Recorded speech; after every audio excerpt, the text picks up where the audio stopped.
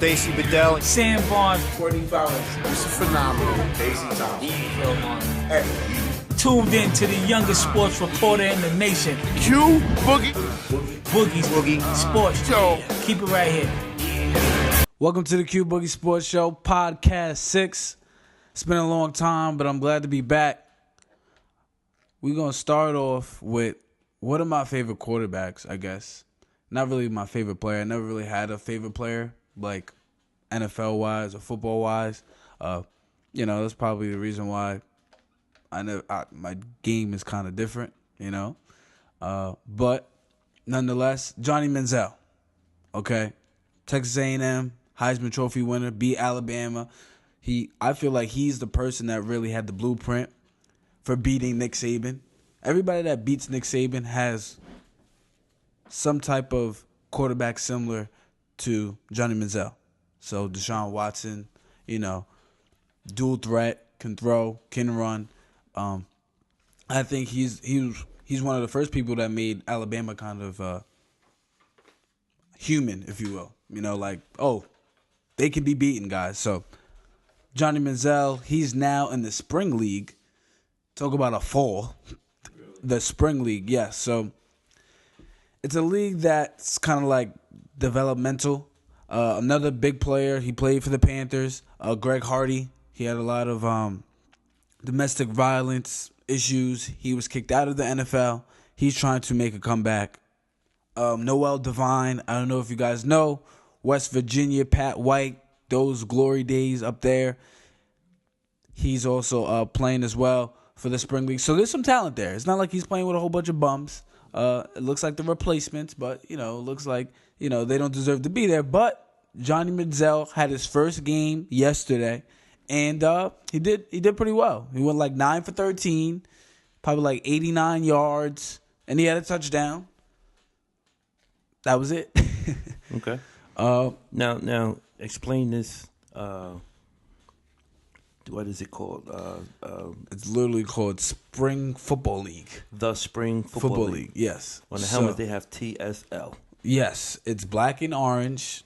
They play on like a regular field. Like, it's not even...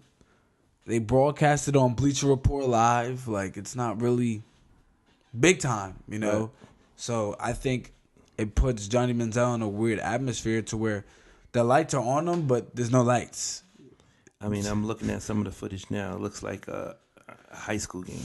I mean, like an all-star high school exactly game. An all-star high school game. I was watching the highlights again with my little brother Logan, and you watching it's like you used to have your highlights on ESPN. Yeah. Now we Google your highlights and it's from the sideline. Like somebody's videotaping your drive. Like what happened? He did have a fumble.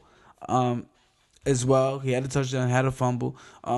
He looked like Johnny Manziel. Like it didn't seem like anything changed. It seemed like he was still the same quarterback. It's been 2 years. Yeah, I mean, 832 days.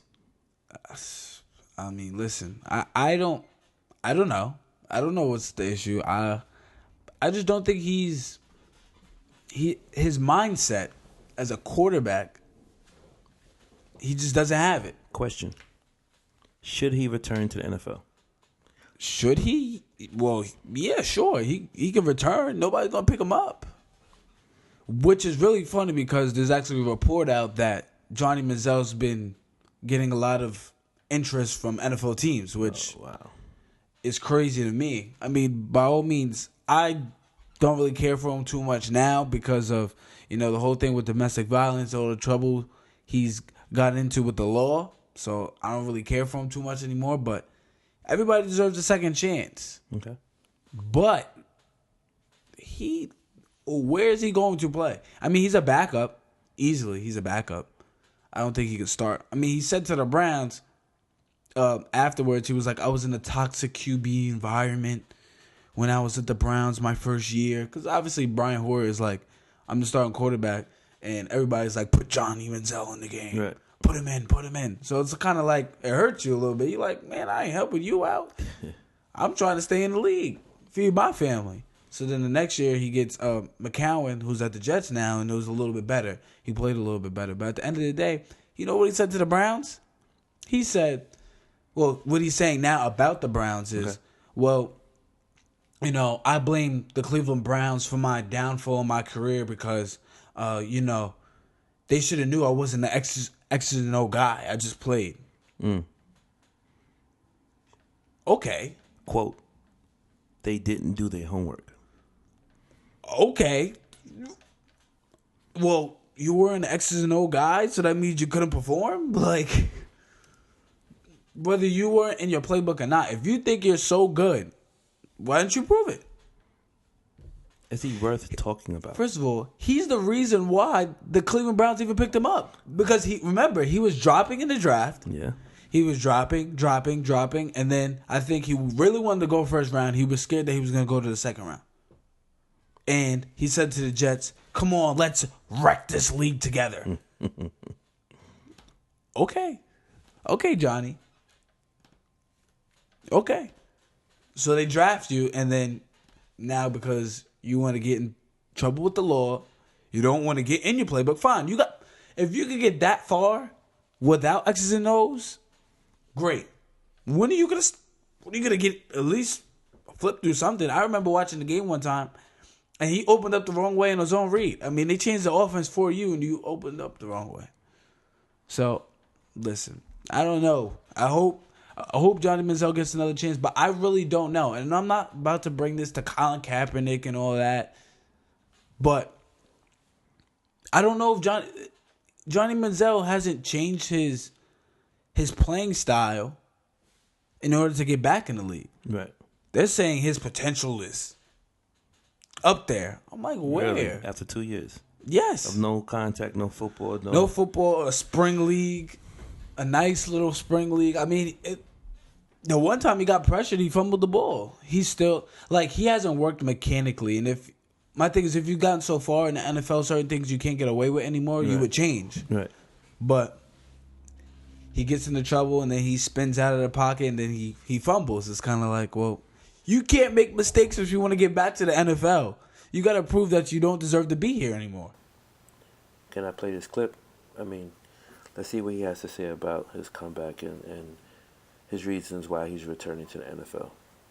I questioned what I was doing and if my life was probably really worth living to a point anymore, and got really down and really had to sit and reflect and look on what I was doing every day. And my mom came to me one day and was asking me, and she didn't really ask, she was just in tears, like asking me what I'm doing. What are you doing with your life? Why do I have to go around and get the second hand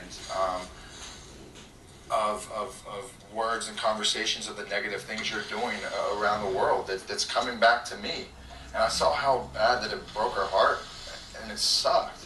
And it really hit me at home. And after that, I took a personal reflection, and I got really lucky. I got really lucky in the fact that I found a girl that saved me from myself. It went from so good to like, listen, my mom came in and I really was motivated. I'm like, yeah, okay, that sounds really, really good. And then you go, then I was just blessed to meet this girl, which I'm like, all right. I'm like, stop. Wait, what? Yo. NBA. Somebody from the outside? NBA. This is NBA. I mean, because this is going wrong for you. Oh, my goodness. NBA. This is NBA Boston Celtics. Let's go. Oh, my goodness. Anyway. It's crazy. Good luck, Johnny. Look, you lost a fan, but I'm still rooting for you somewhat in my heart because you're 6 feet tall. So hopefully somebody will pick you up. Let's hear it. If not, you got a clone. You got a Baker Mayfield. We'll never do that again.